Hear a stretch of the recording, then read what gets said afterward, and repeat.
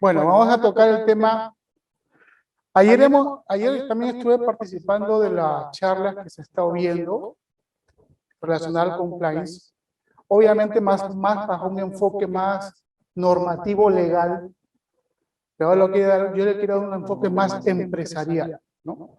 Pues acá, ¿quién es el que toma las decisiones si le interesa el compliance empresarial? No los asesores, sino los dueños, ¿no? Entonces, ¿cómo puede? Pues acá hay un tema de que como nuestro país recién se está, en estos últimos 10 años, se ha acelerado las formalizaciones y las regulaciones, que obviamente esa aceleración, desde el punto de vista de la cultura empresarial paraguaya, les cuesta asimilar, ¿no? Y eso hace que es un proceso de adoctrinamiento y de convencimiento, ¿no? Entonces vamos a darle un poquito, quiero empezar tocando un antecedente de que por qué mayormente estas nuevas tendencias no es que es a nivel internacional, ¿no? Hay antecedentes de por medio, ¿no? Entonces, mayormente el antecedente viene de la década de los 70 en los Estados Unidos. Uno de los escándalos que fueron conocidos fue de esta empresa Lock Corporation, el cual fue el precedente para iniciar justamente el tema de los controles de las empresas, a las corporaciones que se desenvolvían en el mercado estadounidense, y tomó este precedente porque es un precedente muy sonado y que fue el punto de partida para que empiece a haber esa tendencia de los controles normativos en los gobiernos corporativos de las empresas, ¿no?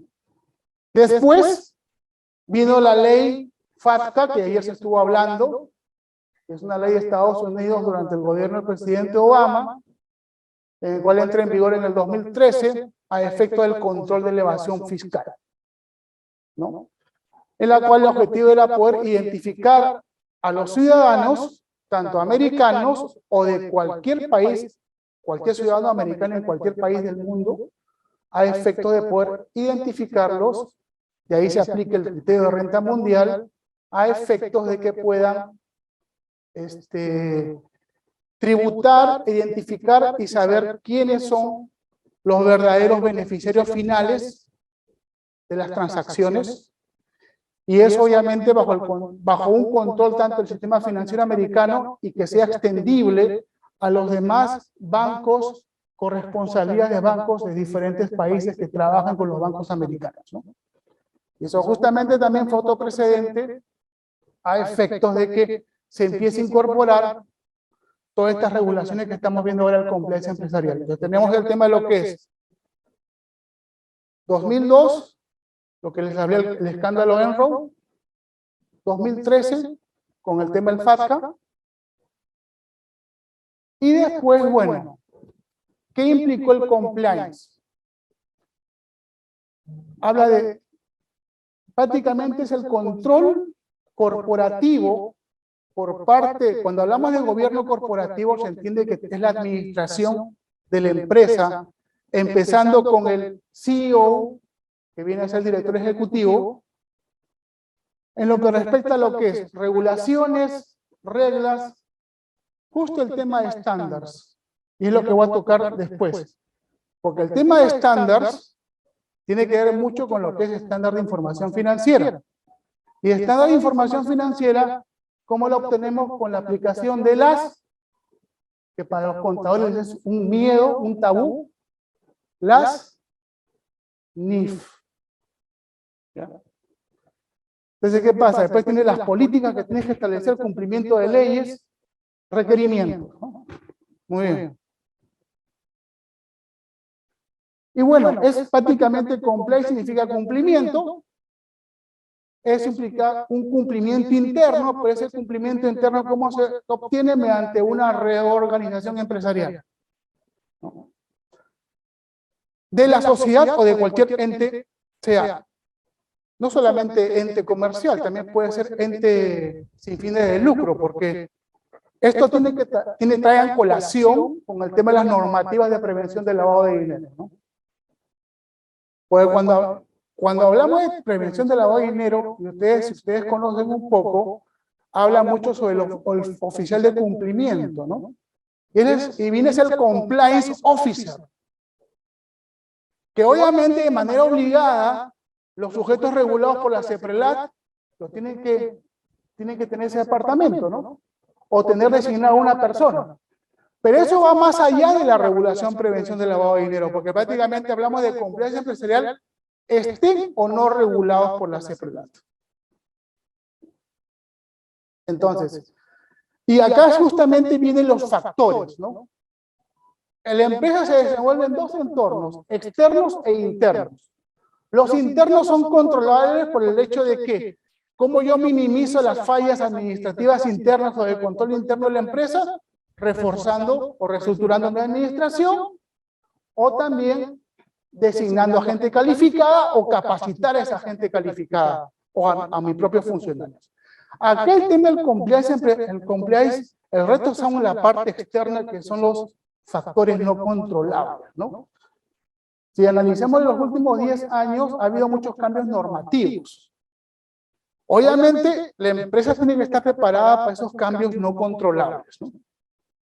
Por eso es que acá se habla mucho, que una de las tendencias e ideas es que la empresa tiene que tener un departamento de compliance empresarial.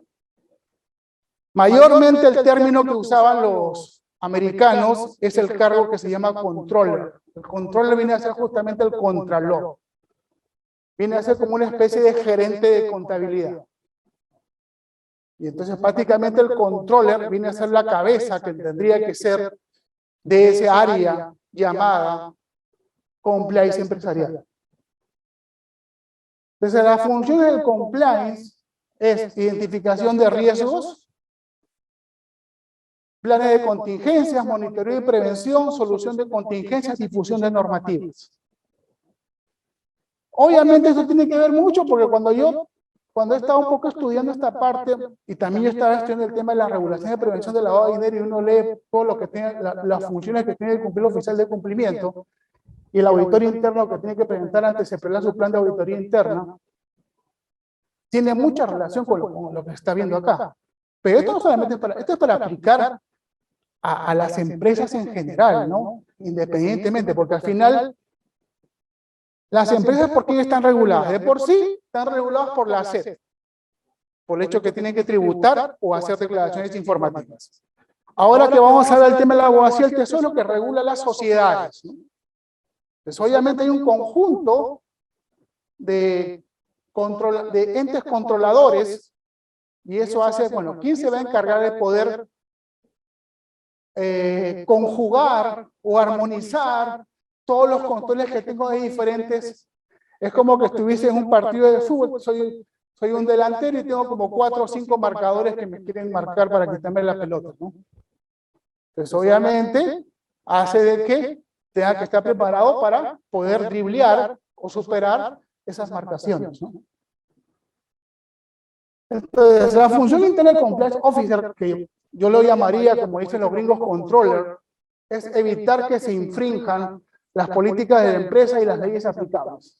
Además, actúa como intermediario entre el departamento especializado y la dirección sin dejar de lado los requisitos de confidencialidad y responsabilidad, ¿no? Pues obviamente acá, eso hace que tiene que estar constantemente atento por los cambios. Lo que pasa es que nosotros los contadores, muy domésticamente, ¿qué ocurre? Para el empresario, y ustedes son contadores que asesoran, ustedes son los compliance, pues, porque el empresario espera que tú le digas, oye, ¿cómo puedo? Espera que tú le avises si ha habido un cambio de ley, si ha habido un cambio de tasa, si hay nuevas reglas tributarias. Entonces digamos como que, si es bien cierto, a lo mejor no hay los contadores que forman parte interna de la organización y los contadores que son externos, ¿no? Entonces, indirectamente es como que el contador hace un poco de compliance empresarial, bajo el punto de vista de la normativa tributaria. Pero esa es una parte nomás, ¿no? Entonces, indudablemente, hace de que, bueno, las grandes corporaciones, o en el caso, por ejemplo, si hablamos de, un poco toco el tema de la normativa de las cooperativas, ustedes saben que las cooperativas están clasificadas en 3 líneas, A, B, C. Las cooperativas A y B tienen que tener un auditor interno, A y B tiene que tener un oficial de cumplimiento, sí o sí, y un C tiene que designar un oficial de cumplimiento entre sus funcionarios, ¿no? Por un tema presupuestario, ¿no? Entonces digamos que eso viene a ser parte de lo que es un compliance. Pero eso va más allá solamente de la normativa INCOP o la normativa CEPRELAT, ¿no?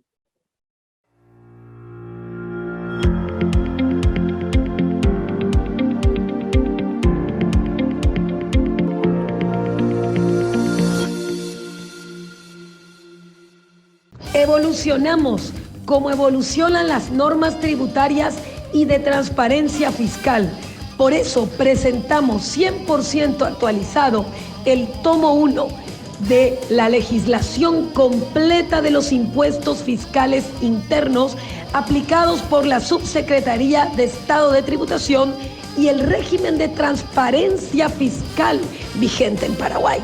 Y el tomo 2, el procedimiento tributario, las disposiciones generales y formularios, incluyendo la nueva ley de procedimientos administrativos que entra en vigencia en el mes de septiembre. Tapa dura, con indicadores, la mejor opción que no puede faltar en su biblioteca. Autoría Nora Lucía Ruoti Cosp.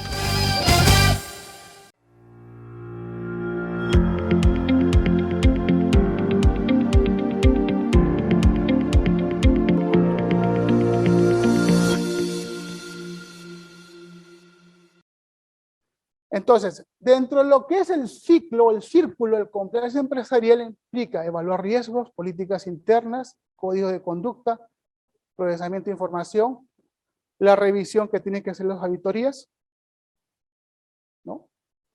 Sea auditor interno o auditor externo, adaptación e implementación de medidas, porque las normativas cambian, los procesos cambian, los sistemas de información cambian, más si queremos hacer incorporación de nuevas tecnologías de data, y eso hace que tengo que yo irme transformando y adecuándome a los cambios, ¿no?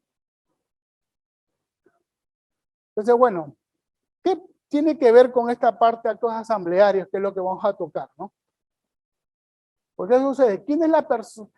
Ahora, con todas estas regulaciones que tenemos con lo que respecta a las sociedades, personas jurídicas con fines de lucro, personas jurídicas sin fines de lucro, bueno, tiene que haber una persona asignada en la cual, y obviamente el empresario va a decir, bueno, tiene que ser el contador, aunque unos contadores me decían, no, pero la abogacía tiene que ver los abogados, muy relativo, porque prácticamente quien maneja los números, quien maneja las informaciones financieras no son los abogados, sino los contadores.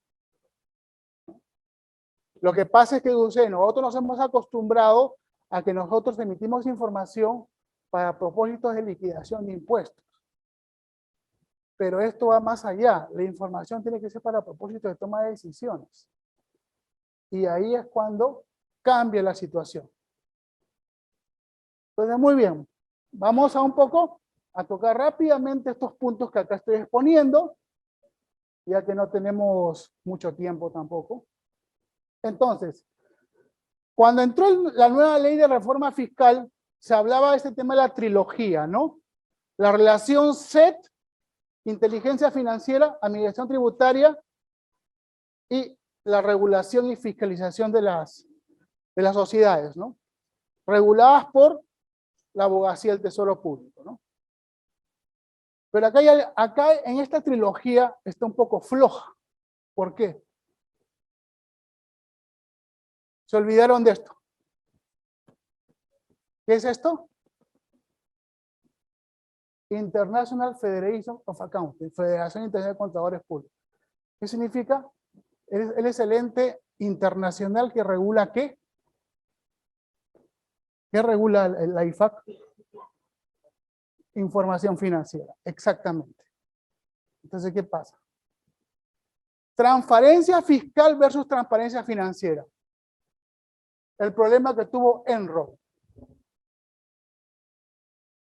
¿Qué hizo Enron? No cumplió con las NIF, o con las NIC, porque en ese momento era NIC. ¿Qué hizo Arthur Andersen como auditor? Se hizo la vista gorda. Entonces, ¿qué pasa? Yo puedo transparentar desde el punto de vista fiscal, mi información puedo maquillar. Pero si yo aplico las NIF, tengo la NIC 12, que es impuesto a la renta diferido, y la sección 29 NIF para pymes, que es impuesto a la renta diferido, y ahí me va a decir, ojo, el hecho que tengas que calcular el impuesto a la renta o liquidar el impuesto a la renta no te exime de no llevar tu contabilidad según un DIF. Por lo tanto, no te exime de estandarizar, porque antes vimos cuando vimos el mapa de compliance empresarial, hablan de estandarización. ¿Y cuál es el objetivo de las NIF? Estandarizar la información financiera.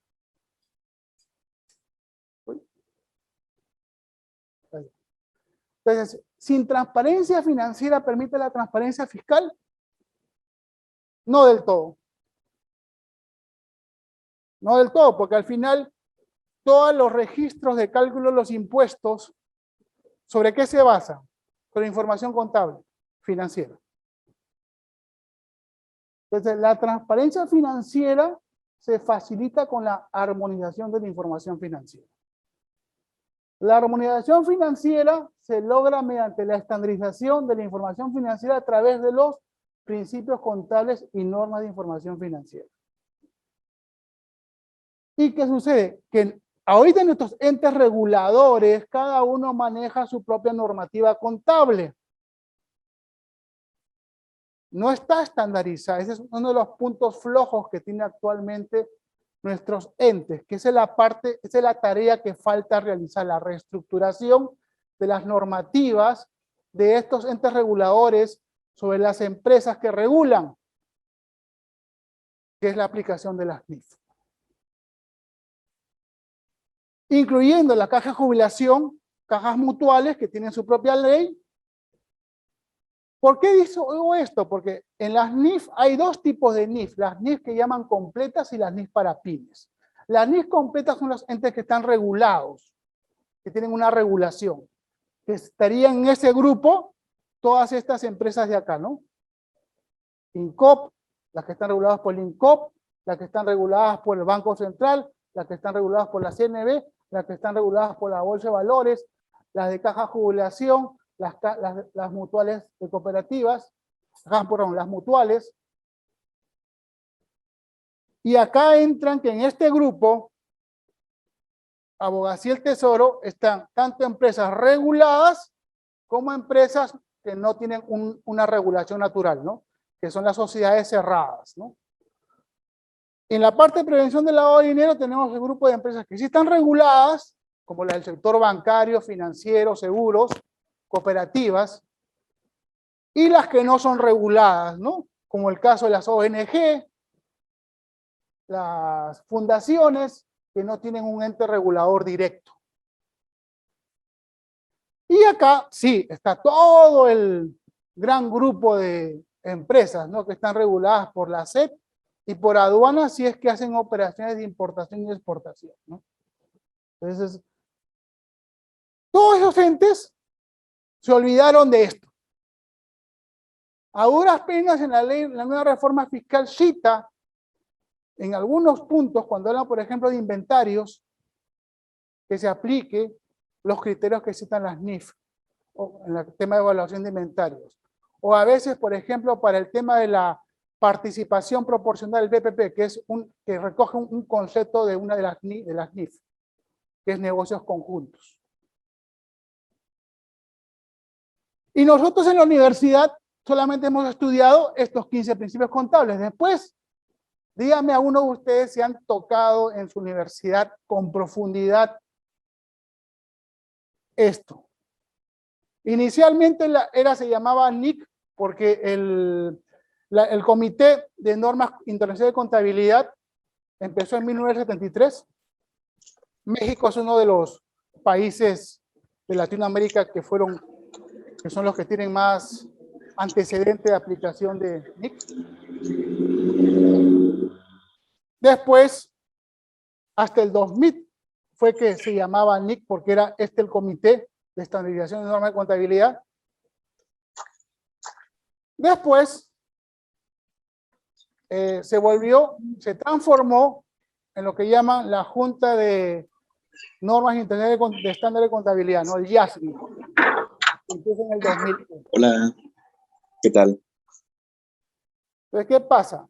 Justamente, las NIF son una serie de estándares internacionales con normas básicas con objetivos que sean de aplicación mundial para que en todos los países la contabilidad sea similar.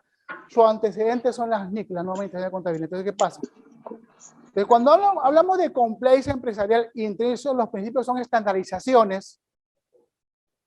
Entonces, por analogía yo digo, ¿qué tengo que estandarizar?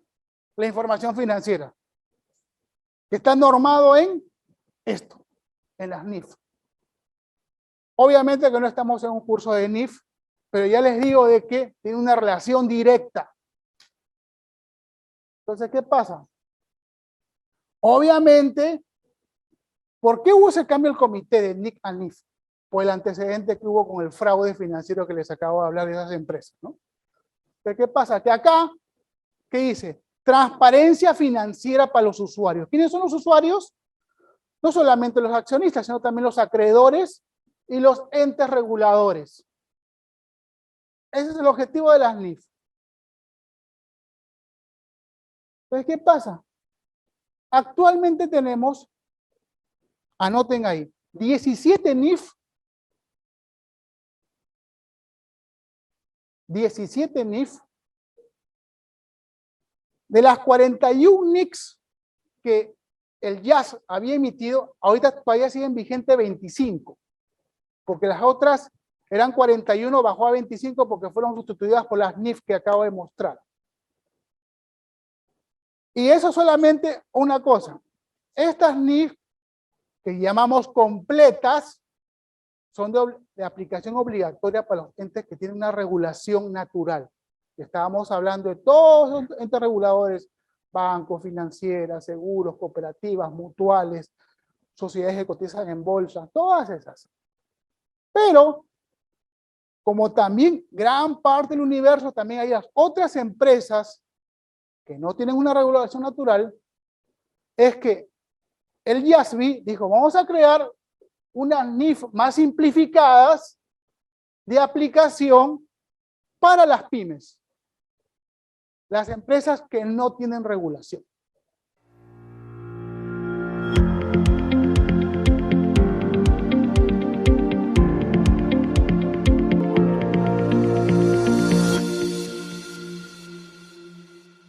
Evolucionamos como evolucionan las normas tributarias y de transparencia fiscal. Por eso presentamos 100% actualizado el tomo 1 de la legislación completa de los impuestos fiscales internos aplicados por la Subsecretaría de Estado de Tributación y el régimen de transparencia fiscal vigente en Paraguay. Y el tomo 2, el procedimiento tributario, las disposiciones generales y formularios, incluyendo la nueva ley de procedimientos administrativos que entra en vigencia en el mes de septiembre. Tapa dura, con indicadores, la mejor opción que no puede faltar en su biblioteca. Autoría Nora Lucía Ruoti Costa.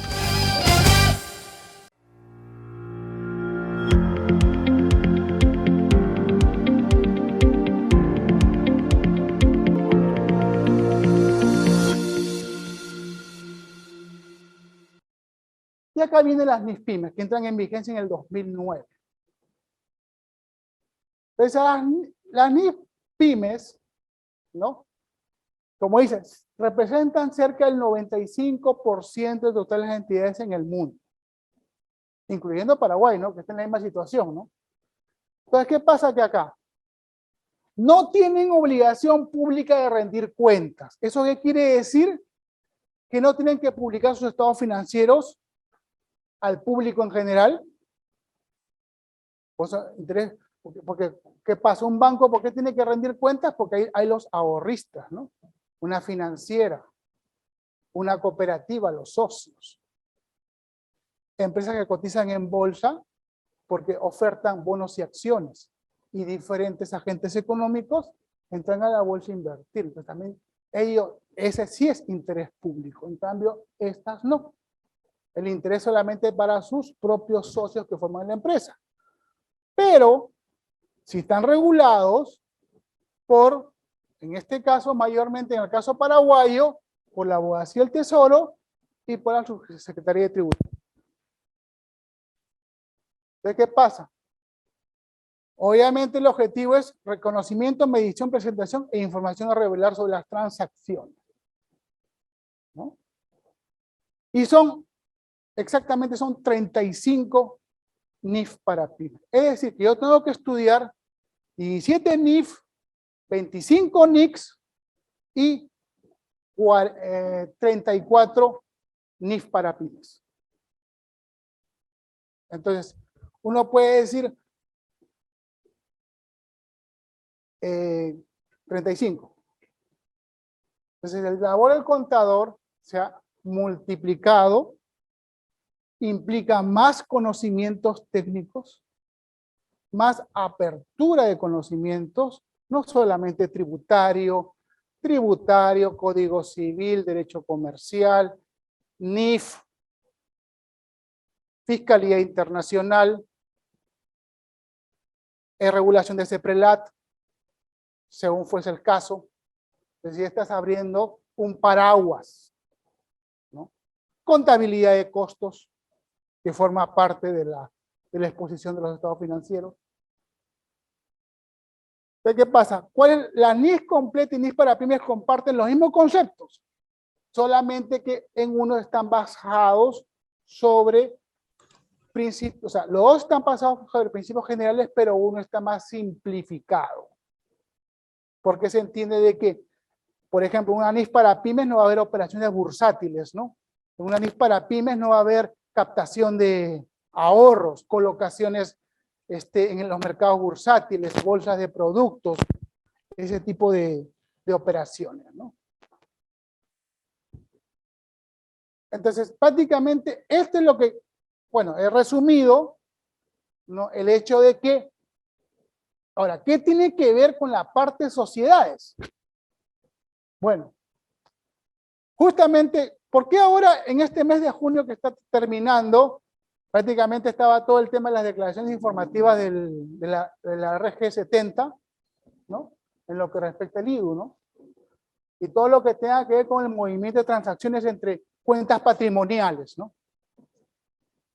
¿Correcto?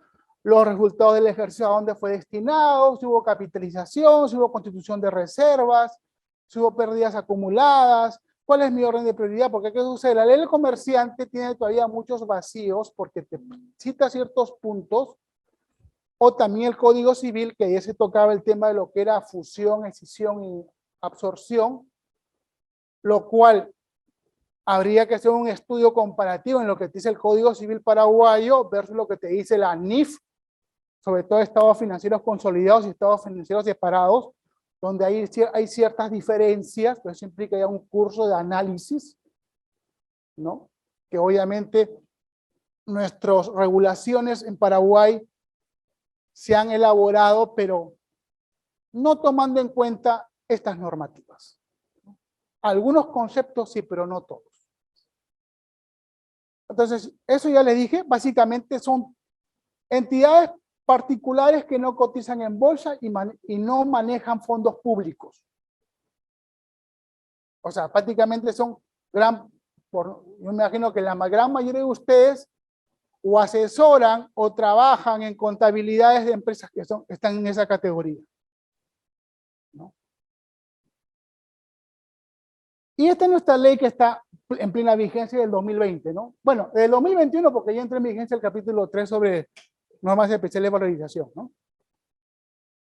Entonces, obviamente, vamos un poquito a tocar los puntos que tengan que ver con el IDU y con el IRE. En especial del IDU. El impuesto a los dividendos de utilidades.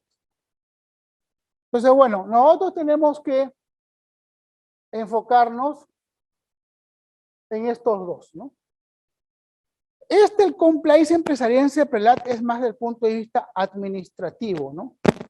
Digamos que, si es bien cierto, la Abogacía del Tesoro te pide la declaración jurada de beneficiarios finales, que tiene una relación directa con lo que es CEPRELAT, porque la idea es poder identificar quiénes son los verdaderos dueños, los beneficiarios finales en las empresas, pero se entiende que ahora con estas regulaciones de los libros societarios, antes, por ejemplo, no se le daba importancia casi al libro de registro de acciones, registro de transferencia de acciones no se le daba importancia. Recién en estos últimos 5 años han entrado en relevancia en el sentido de que con el cambio de la normativa de las sociedades anónimas para poder identificar a los beneficiarios finales, que se elimina el tema de las acciones del portador y se pide que ya sean solamente nominativas. ¿Para qué? Para identificar justamente al beneficiario final, ¿no? Que ahí tiene una relación directa. Lo que tú declares acá como beneficiario final se lo comunica acá, porque es una relación directa entre eso. Entonces, el objetivo de la reforma, ¿qué es? Bueno, tenemos los 4 impuestos a la renta vigentes. Si ustedes se dan cuenta, tanto el IRP, el INR, el IDU y el IRE, que buscan, más allá de la liquidación de los impuestos, poder que todos los agentes económicos, sean personas físicas o jurídicas, tributen y sean plenamente identificados en nombre y apellido, sea física o jurídica, y también su residencia, ¿dónde está? La residencia de estos mismos, ¿no? Entonces, bueno, se entiende que al tomar la ley, estas directrices de transparencia fiscal, incorpora justamente el concepto de lo que es residencia permanente, ¿no? ¿Ok? Entonces, ¿qué pasa? Nosotros, en el tema del conjunto, no hay problema. Ya, entonces, de todo esto, si ustedes se dan cuenta, dentro de lo que son las exoneraciones del IRE, perdón, que bueno, me voy a adelantar un poquito, está el tema de que si de repente un contribuyente del IRE ha estado sujeto a una retención del impuesto a los dividendos porque es accionista de en otra empresa, eso le va a favorecer como un crédito a su favor para poder descontar en su propio liquidación de impuestos cuando quieran hacer la distribución. Ese es uno de los ejemplos, ¿no? En el caso del IDU, acá, justamente la idea es poder, ¿cómo yo voy a hacer las contabilidades de esta distribución de dividendos y utilidades, ¿no? Porque la normativa del IDU, ¿qué me dice? Los dividendos y utilidades, ¿qué destino le vas a dar? O vas a distribuir, o vas a capitalizar, o vas a constituir reserva. Y eso implica movimientos patrimoniales, ¿no? ¿Y eso qué significa con movimientos patrimoniales? Implica también hacer asientos contables, ¿no? Entonces, ¿qué pasa? Dentro de lo que es las prioridades que se le tiene que dar, por ejemplo, ayer hablaban sobre el tema de las pérdidas. Según las normativas contables te dice de que las pérdidas primero tienen que ser compensadas con las utilidades. Si no alcanzan las utilidades, tienen que ser compensadas con las reservas. En especial la reserva legal, porque el fin de la reserva legal, ¿cuál es? Poder cubrir eventuales pérdidas futuras. Ese es el fin de la reserva legal. Y la ley de comercial te dice mínimo el 5%, pero te habla de mínimo. Es decir, yo puedo constituir reserva legal por el 6%, por el 7%, porque me habla de mínimo, no me habla de máximo. Eso obviamente se puede establecer en una acta asamblearia, ¿no? Las constituciones de reservas facultativas también pueden ser compensables. Y finalmente la absorción de las pérdidas si es que te queda un saldo remanente, ¿no? Y en el caso de las utilidades, toman la presunción de que tienen que tener un destino, que son esas 3 opciones: reservas, capitalización o distribución. Y indudablemente implica ciertos movimientos patrimoniales, y ahí entra a resaltar el estado de variación patrimonial. que es un estado que casi nadie le daba bola. El estado de variación patrimonial es el estado en el cual me va a poder reflejar los movimientos que haya habido de asientos contables. Entonces, ¿qué pasa? Lo que haya declarado yo ahora, en este mes de junio, en mi RG70, tiene que ser coherente con mi estado de variación patrimonial. Porque si, por ejemplo, el año pasado, en junio 2021, yo declaré de que mis utilidades van a ser distribuidas, entonces en mi estado de variación patrimonial 2021 tengo que reflejar esa distribución. Si voy a decir que se va a capitalizar, en mi estado de variación patrimonial 2021 también tengo que mostrar que se ha sentado. Y voy a constituir reservas también. Ahora, con esta declaración que he hecho en este mes de junio de 2022, cuando haga el cierre del 2022, lo que he declarado ahí tiene que estar reflejado en mi estado de variación patrimonial. Porque yo no sé hasta qué punto la SED se toma la molestia de revisar la RG49, ¿no? Yo no sé. Pero de que lo puede hacer, lo puede hacer. Entonces, lo que yo declare, ojo, lo que yo declare hoy en este mes en mi resolución 70, tiene que estar reflejado cuando cierre mi balance en mi estado de variación patrimonial. Ese es un hecho. Y de otro lado es que las actas de asamblea.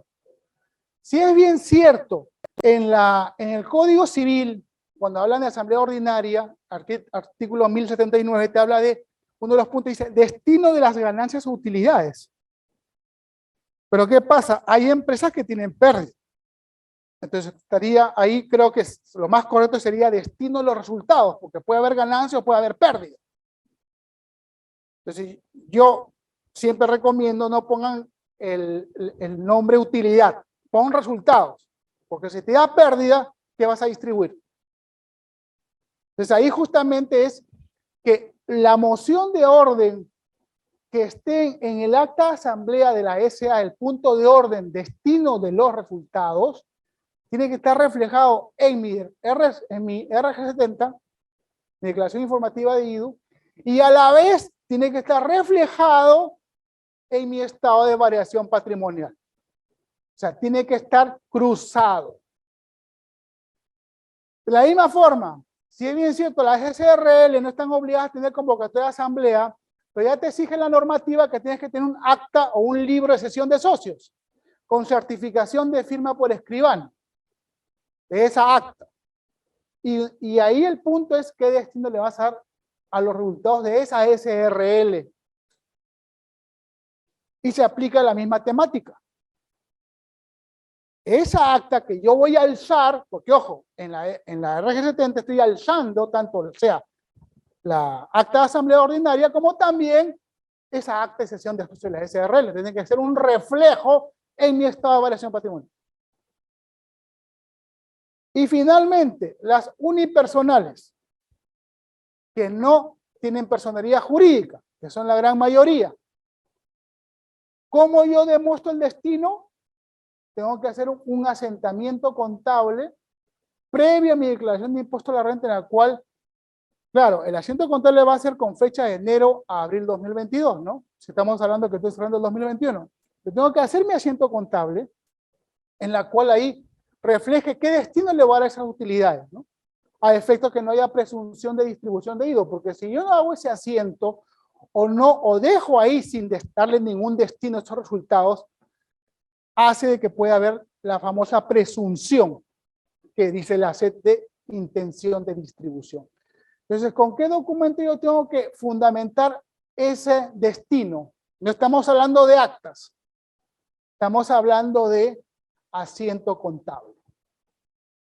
Ese asiento contable que hace el contador tiene que estar aprobado por el dueño como una especie de también de precaución del contador que ha sido autorizado ese asiento contable, ese asiento de diario. Ahora, de unipersonales ahora tenemos tres tipos de unipersonales. Tenemos las comunes y tenemos dos que tienen personería jurídica, las EIRL y las EAS. Las dos tienen personalidad jurídica. Tienen estatuto. Solo que en la IRL no tiene obligación de convocar a la asamblea. En la EA sí. Que es un absurdo, ¿no? Porque es un solo dueño, ¿no? Pero te lo dice. Entonces, ¿qué pasa? Si hay una IRL sería el mismo, tendría que haber también una nota, un memorándum o un escrito que diga con certificación de firma, si es posible, que ese dueño de la IRL autoriza ese destino de utilidades. Si hablo de la EAS no hay problema porque te pide una publicación de reunión y obviamente va a ser solamente un único dueño, ¿no? El que va a autorizar en esa acta que se haga. ¿Esas son? Ahora, la abogacía del Tesoro Público, ¿qué es lo que le interesa? Básicamente su declaración de estructuras jurídicas transparentes, beneficiarios finales, si ha habido cambios.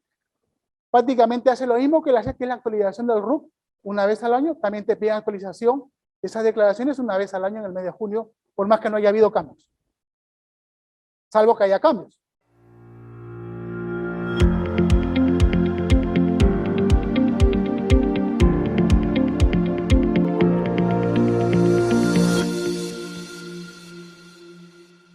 Evolucionamos como evolucionan las normas tributarias y de transparencia fiscal.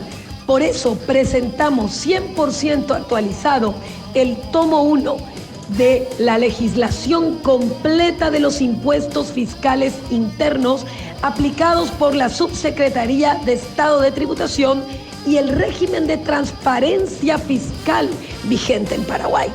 Y el tomo 2, el procedimiento tributario, las disposiciones generales y formularios, incluyendo la nueva ley de procedimientos administrativos que entra en vigencia en el mes de septiembre.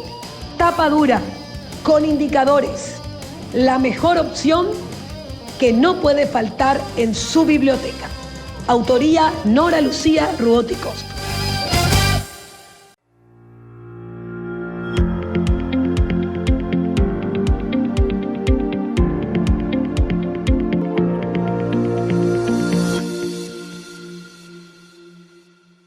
Bueno, yo le voy a dar mi versión de justamente de la ley de transparencia fiscal y su relación con las nuevas prácticas fiscales de compliance. En primer lugar, ¿quién leyó ya la ley de transparencia fiscal?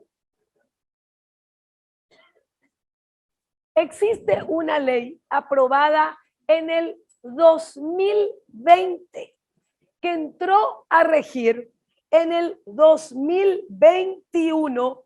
¿Qué pasaba hace 4 o 5 años? Todos los clientes nos traían un papel que decía confidencialidad de la información. Y todas las empresas tenían su buena práctica, era confidencialidad de la información.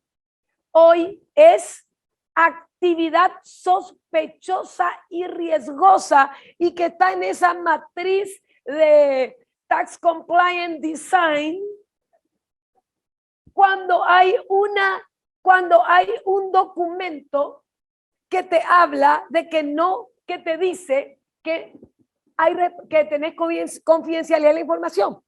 ¿Quién cree que existe el secreto bancario en Paraguay? Esta ley derogó expresamente el secreto bancario. Expresamente, y ustedes todavía no leyeron, no puedo creerlo. Está vigente desde diciembre del 2021. Ayer cuando le dije, ¿cuál es la primera norma del Paraguay que castiga la elusión? Es esta. Nadie ganó el libro que vamos a presentar hoy. Esta ley, recuerdan que ayer estaba la palabra ahí, planeamiento fiscal, o se llama planeamiento fiscal agresivo, o planificación fiscal agresiva. Eso es la elusión. Antes solamente estaba castigada la evasión. A partir de esta ley que se llama de transparencia fiscal, que también Carmen le va a hablar un momento, Es realidad el compliance. No tenemos una ley penal, porque mucho se habla, como vamos a ver, no tenemos una ley penal, pero tenemos dos. Tenemos esta ley y la peor esta. Esta es peor. Tenemos tres leyes. Esta de transparencia fiscal, tenemos la ley 6380 y tenemos esta. Si me das con qué elegir, me quedo con la ley tributaria. Es la más fácil de cumplir.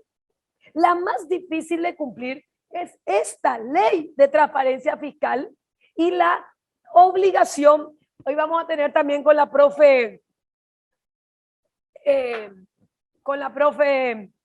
Ángela unos 25 minutos de la obligación que tienen los asesores fiscales. Entonces, rápidamente, estas nuevas prácticas del compliance empresarial cambian el rol del contador, cambian el rol del asesor y cambian el rol de los abogados y profesionales afines. Ahí ya está nuestro profesor Oscar, que nos va a explicar el control de las empresas y grupos empresariales nacionales y extranjeros. Ayer nos hablaba Adolfo sobre el cumplimiento tributario societario. Hoy también el profe Percy, transparencia fiscal e intercambio de información. Estas son las nuevas exigencias. Y la pregunta es, ¿qué hacer? ¿Y qué sucede si no hago? Ayer ustedes ya vieron qué sucede si no se hace, ¿verdad? Bueno, también le pasamos estos libros digitales que le digo que le voy a consolidar. Siempre tienen que saber ustedes como profesionales de qué habla el mundo. ¿De qué habla el mundo? Habla del gasto deducible, habla del revalúo, habla de las criptomonedas, habla de la inteligencia artificial, habla del intercambio de información y habla del compliance. Si no entendés lo que es el compliance, no existís. Estás fuera de moda, como dice mi hijo. Entonces, miren, ahí tienen un libro que llevan todo de tarea. Por eso las 15 horas, porque después van a tener que leer todo. ¿De qué habla el mundo? ¿Qué es un plan de compliance? Y te habla acá, cómo elaborar un plan de compliance para su empresa. Si ustedes hacen una revisión bibliográfica, van a ver que mucho se habla el plan de compliance del Código Penal, porque el mandato institucional es de que todos los países incluyan en el Código Penal la criminalización, porque en realidad son criminalización, pues se le toma como crimen de las personas jurídicas, porque la doctrina del Código Penal nuestra, que es alemana, todavía no tiene, pero sí se está introduciendo por las leyes de prevención de lavado de activos, que la sociedad delinque. Nosotros teníamos que solamente los representantes, ahora son los dos. Entonces, se habla mucho del plan de compliance como un mecanismo de utilización para prevenir que las empresas realicen planificación fiscal agresiva. Llevan la tarea 82 páginas para leer en 2 horas y media del día sábado de 6 a 7. La siguiente tarea, otras nuevas, el compliance como herramienta de prevención frente a la criminalidad empresarial. Y esto, aquí nuestro profe, que es de nacionalidad peruana, pero de corazón paraguayo, esto se aplica aquí, en Perú. Es una mirada desde la criminología moderna. Es decir, no se trata solamente de pagar o no pagar impuestos, sino también somos todos potenciales criminales. Como esa música que dice criminal. Esa. Somos casi todos criminales. Y fíjense, el otro libro que le mandé, el libro es que dice el libro blanco, pero como dice Enrique, el libro blanco, pero que es celeste. El libro blanco de cómo se hace el compliance y cómo hacen las empresas, el fisco, para ponerse de acuerdo. Porque si no te pones de acuerdo, no puedes trabajar. Entonces, normalmente hay una ley, hay una asociación española de compliance, nosotros estamos también dentro de nos asociamos al compliance capítulo paraguayo y existe una normativa. Acá, esto nomás lo que tenemos que saber. Hay que crear un equipo de compliance, hay que analizar la gestión de los riesgos, pero al hablar penal, ustedes, la mayoría que son contadores y algunos que somos abogados y contadores, creen que solamente es penalistas. Penal viene de la palabra de penas, ilícitos, como la explicaba ayer el profe.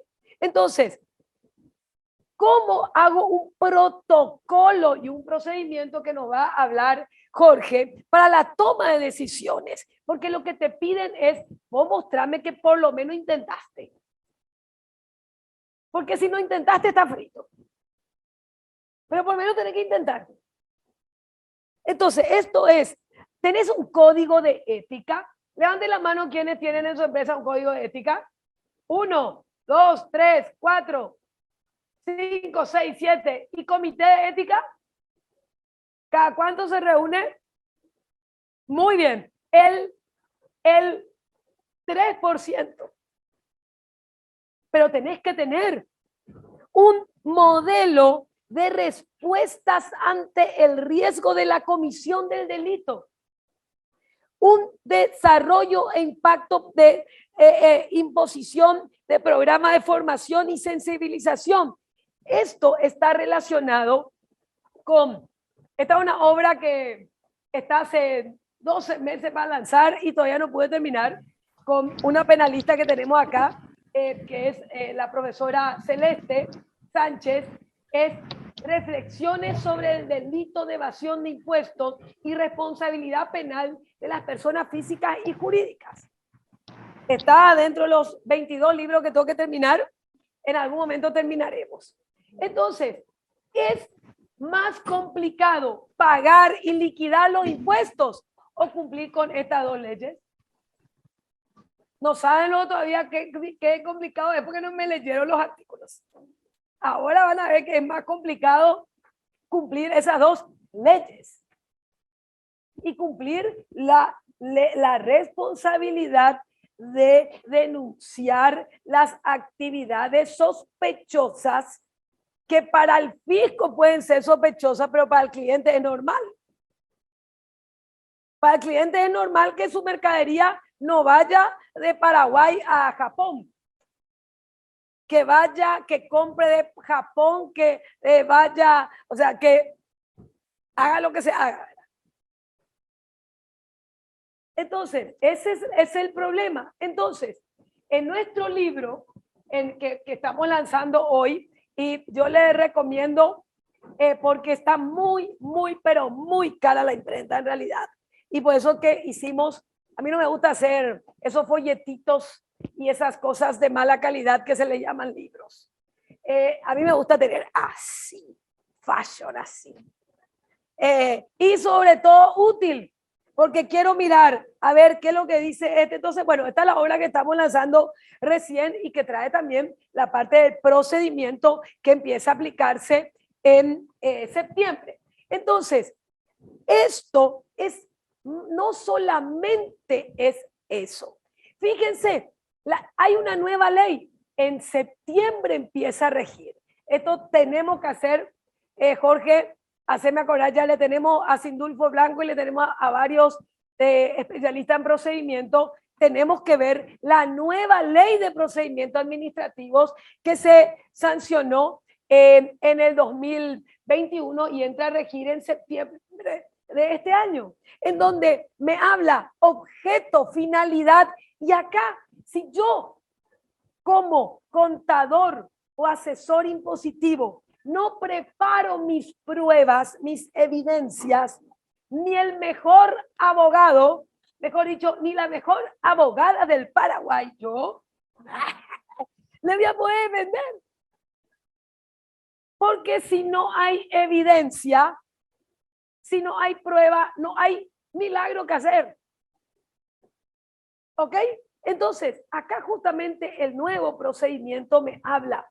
¿Cuáles son? ¿Cómo tengo que, qué medidas preventivas de cumplimiento ustedes toman actualmente como profesional o como empresarios?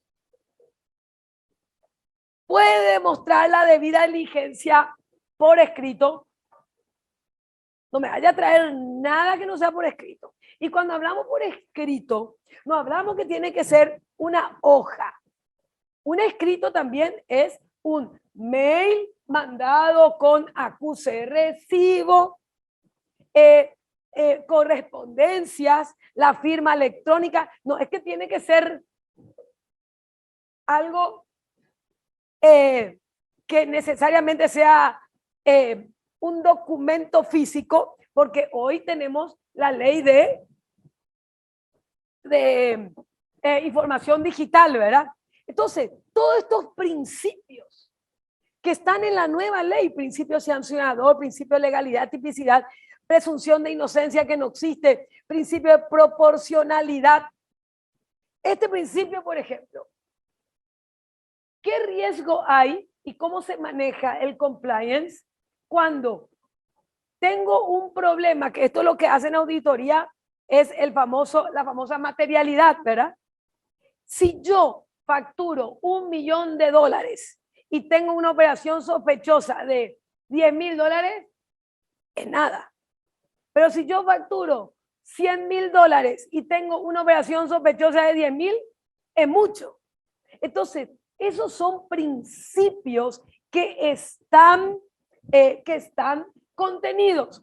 Le invito a que bajen el índice de la obra en www.ruoti.com.py para que puedan tener también, y bueno, hoy el lanzamiento con su inversión especial. La pregunta, este es otro libro que les voy a mandar, la relevancia del compliance para limitar las prácticas corruptas en el mundo empresarial. La pregunta, ¿quién realiza el trabajo o informa al fisco? ¿El corrupto? No. Nosotros los buenitos somos los que tenemos que informar. El corrupto no va a aparecer nunca informando nada. Entonces, a través de nosotras, las empresas con actividades dudosas, y posiblemente alguna empresa con actividades dudosas también tengan que informar. Pero las empresas y personas físicas que trabajan en la legalidad total o parcial son las que están obligadas a realizar este compliance. Estos pedidos de información justamente son esas. La pregunta, ¿es una obligación tomar las medidas necesarias con procedimientos escritos y evidenciados de conocimiento del cliente, proveedor, personal, etcétera? ¿Qué diría el profe Enrique? No creas lo que yo te digo, mostrame la ley o la resolución. Está en la ley 6380, está en la ley de prevención de lavado de activos, está en la ley de transparencia fiscal. No podemos hacer con operaciones si no le conocemos a nuestro cliente. Y tenemos la obligación de tener su radiografía. ¿Y qué pasa si nuestro cliente estuvo vinculado, por ejemplo, con esto que saltó con el tema de la Senavicot, etcétera? Todo se sabe porque se usa la inteligencia. Entonces, no es que estamos hablando de un compliance que va a venir en el futuro.